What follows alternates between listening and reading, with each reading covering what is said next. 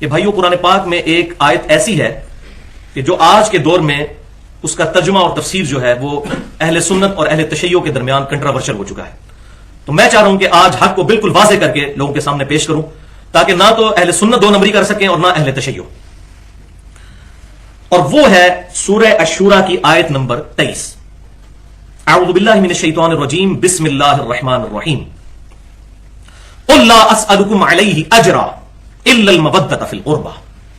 اے محبوب صلی اللہ علیہ وسلم آپ فرما دیجئے کہ میں جو کتاب و سنت کی دعوت تمہیں پیش کر رہا ہوں اس کے عوض تم سے کوئی اجر نہیں مانگتا سوائے اس کے کہ تم میری قریبی رشتہ داری کا خیال رکھو. بخاری میں انٹرنیشنل نمبرنگ کے مطابق 4818 نمبر حدیث اسی آیت کے کانٹیکسٹ میں لے کر آئے اور اس آیت کو انہوں نے اپنے باب کا عنوان بھی بنایا. قل لا اسألکم علیہ اجرا الا المودۃ فی القربى. وہاں پر ابن عباس رضی اللہ تعالیٰ عنہ کا ایک قول انہوں نے صحیح سند کے ساتھ ظاہر بخاری میں نقل فرمایا کہ امام بخاری رحمۃ اللہ علیہ کہتے ہیں کہ ابن عباس رضی اللہ تعالیٰ عنہ سے کسی نے آ کے پوچھا کہ یہ جو قرآن میں آیت ہے قل لا اسألکم علیہ اجرا الا المودۃ فی القربى اس کی تفسیر کیا ہے. تو وہیں پر سیدنا ابن عباس کے شاگرد بیٹھے ہوئے تھے سیدنا سعید بن جبیر تابعی رحمۃ اللہ علیہ. انہوں نے کہا کہ یہ الا المودۃ فی القربى سے مراد آل محمد ہے صلی اللہ علیہ وسلم اہل بیت ہے. تو سیدنا ابن عباس رضی اللہ تعالیٰ عنہ نے ان کو ٹوکتے ہوئے فرمایا کہ تم نے اس کی تفسیر کرنے میں جلدی کی ہے. قریش میں کوئی ایسا خاندان نہیں ہے جس کے ساتھ نبی صلی اللہ علیہ وسلم کی رشتہ داری نہ ہو.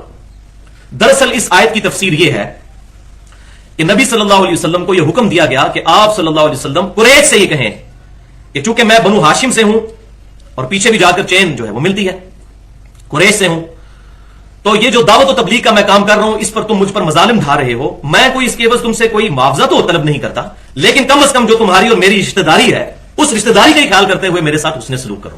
یہ ابن عباس نے تفسیر اس کی ارشاد فرمائی.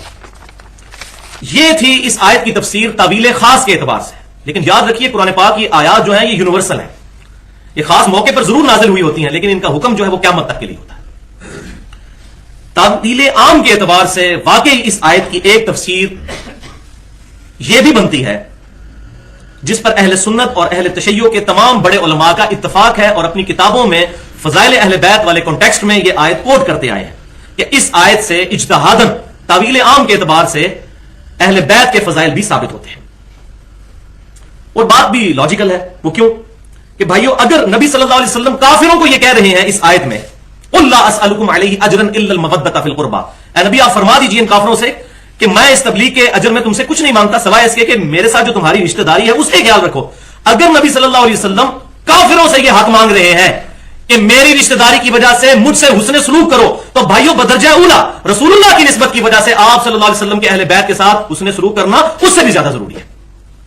جب کافروں سے وہ حسن سلوک مانگ رہے ہیں تو ہم مسلمانوں سے طلب نہیں کریں گے کہ ہم آپ صلی اللہ علیہ وسلم کی نسبت کی وجہ سے اہل بیت کے ساتھ محبت کریں. الحمدللہ. اور بھائیو اس نظریے کی سپورٹ میں ایک صحیح حدیث موجود ہے. جامعہ ترمذی میں انٹرنیشنل نمبرنگ کے مطابق فضائل اہل بیت والے چیپٹر میں 3799 3789 اور یہ حدیث المستدرک للحاکم میں بھی موجود ہے صحیح سند کے ساتھ اور امام ذہبی رحمۃ اللہ علیہ نے بھی موافقت کی ہوئی ہے. زبردست حدیث. نبی صلی اللہ علیہ وسلم نے فرمایا اللہ نے جو تمہیں نعمتیں دی ہیں ان نعمتوں کی وجہ سے تم اللہ سے محبت کرو کہ تمہیں وہ نوازتا ہے اور اللہ کی نسبت کی وجہ سے مجھ سے محبت کرو کہ میں اللہ کا رسول ہوں صلی اللہ علیہ وسلم اور میری نسبت کی وجہ سے میرے اہل بیت کے ساتھ محبت کرو کہ ان کی نسبت میرے ساتھ ہے. تو لہٰذا اس آیت کی تعویل عام میں یہ حدیث بھی مل گئی الحمدللہ. اور اس حدیث کو مزید تقویت ملتی ہے صحیح بخاری میں سیدنا امیر المؤمنین ابو بکر صدیق رضی اللہ تعالیٰ عنہ کا مبارک قول صحیح بخاری میں انٹرنیشنل نمبرنگ کے مطابق 3751 اور امام بخاری کا ویژن دیکھیں کہ اس حدیث کو سیدنا حسن اور حسین کے چیپٹر میں لے کے آئے ان کے فضائل والے سیدنا ابو بکر صدیق کے قول کو. حدیث موقوف ظاہر صحابی کا قول.